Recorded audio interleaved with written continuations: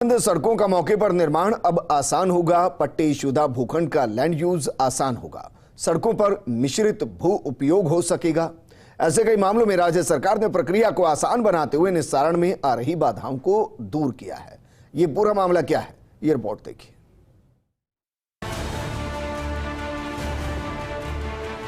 नगरीय विकास विभाग के सलाहकार जीएस संधू की अध्यक्षता में राज्य सरकार ने प्रशासन शहरों के संग अभियान में हाई पावर कमेटी का गठन किया हुआ है। इस कमेटी ने नगरीय विकास विभाग और स्वायत्त शासन विभाग से संबंधित कई मामलों में प्रक्रियागत सुधार के लिए मंथन किया। इस कमेटी की सिफारिश पर नगरीय विकास मंत्री शांति धारीवाल की अध्यक्षता में हुई बैठक में फैसले किए गए। इन फैसलों के अनुसार नगरीय विकास विभाग और स्वायत्त शासन विभाग की ओर से संयुक्त रूप से विस्तृत आदेश जारी किए गए हैं। आदेश में जहां सरकार ने स्पष्टीकरण दिया है, वहीं नए प्रावधान भी लागू किए गए हैं। जेडी की तर्ज पर सेक्टर कमर्शियल स्कीम अन्य निकायों में भी लागू होगी। योजना से जोनल प्लान या सेक्टर प्लान की सड़क के लिए निजी भूमि लेना आसान है। अगर कहीं 100 फीट चौड़ाई में सड़क बननी है तो 150 फीट चौड़ाई में भूमि अधिग्रहित होगी। आपसी समझौते से सड़क के दोनों ओर 25-25 फीट की चौड़ाई में खातेदारों को भूखंड दिए जाएंगे। बतौर मुआवजा खातेदारों को भूखंड आवंटित किए जाते हैं। संभागीय मुख्यालय वाले शहरों में 24 मीटर और इससे अधिक चौड़ी और अन्य शहरों में 18 मीटर और इससे अधिक चौड़ी सड़कें जिनके दोनों ओर दर्शाया नहीं गया है। मास्टर प्लान या जोनल प्लान में अगर सड़क के दोनों तरफ मिश्रित भू उपयोग नहीं दर्शाया गया है तो भी ऐसी सड़कों के दोनों तरफ निकाय मिश्रित भू उपयोग की स्वीकृति दे सकेंगे। पट्टेशुदा भूखंड के ऐसे प्रकरण जिनमें मास्टर प्लान के अनुसार ही लैंड यूज चेंज किया जाना है, उनमें लैंड यूज चेंज के लिए तकनीकी राय या प्रकरण को संबंधित समिति में रखने की जरूरत नहीं होगी। ऐसे प्रकरणों में प्रशासन शहरों के संग अभियान अवधि में राशि लेकर निकाय स्तर पर ही आदेश जारी होंगे। मिश्रित भू उपयोग के मामले में व्यावसायिक भू उपयोग बिल्ड एरिया रेशियो और बेटरमेंट लेवी का 50% तक ही होगा। Township developers association of Rajasthan और क्रेडाई राजस्थान ने राज्य सरकार से मांग की थी कि विभिन्न प्रकरणों के निस्तारण में आ रही व्यवहारिक समस्याओं को दूर किया जाए। इसी लिहाज से पहुंचे मार्ग भूखंडों का उपविभाजन, सुविधा क्षेत्र और सड़क के लिए समर्पित भूमि आदि मामलों में राज्य सरकार की ओर से स्थिति स्पष्ट की गई है।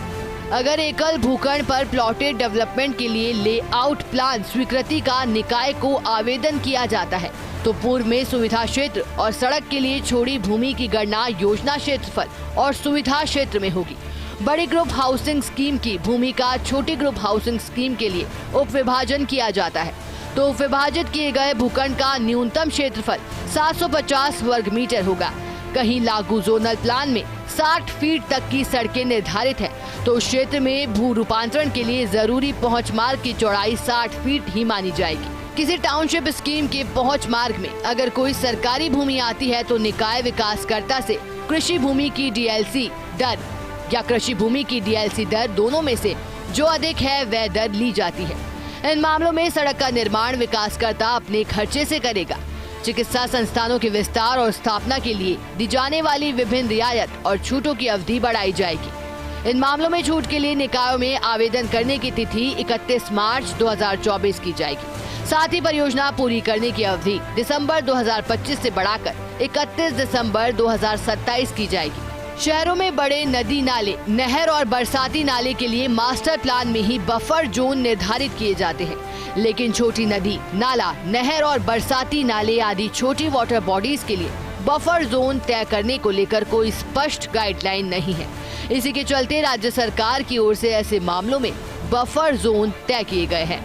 10 मीटर से अधिक चौड़ी वाटर बॉडी के चारों तरफ न्यूनतम 9 मीटर का बफर जोन होगा। 10 मीटर तक चौड़ी वाटर बॉडी के चारों तरफ न्यूनतम 6 मीटर का बफर रखना होगा। बावड़ी की तरफ जाने वाली सीढ़ियों के चारों तरफ 6 मीटर का बफर जोन रखना होगा। एकल पट्टे के मामले में अगर सड़क प्रस्तावित नहीं है तो बफर जोन सेटबैक के तौर पर रखा जाएगा। अगर सड़क प्रस्तावित है तो सड़क की भूमि निकाय को समर्पित करनी होगी। अब नए प्रावधान के मुताबिक भूखंडों पर भूतल और प्रथम मंजिल के साथ ही 15 मीटर ऊंचाई तक बनने वाली ऊपरी मंजिलों का भी कमर्शियल यूज किया जा सकेगा। फर्स्ट इंडिया न्यूज के लिए अभिषेक श्रीवास्तव की रिपोर्ट।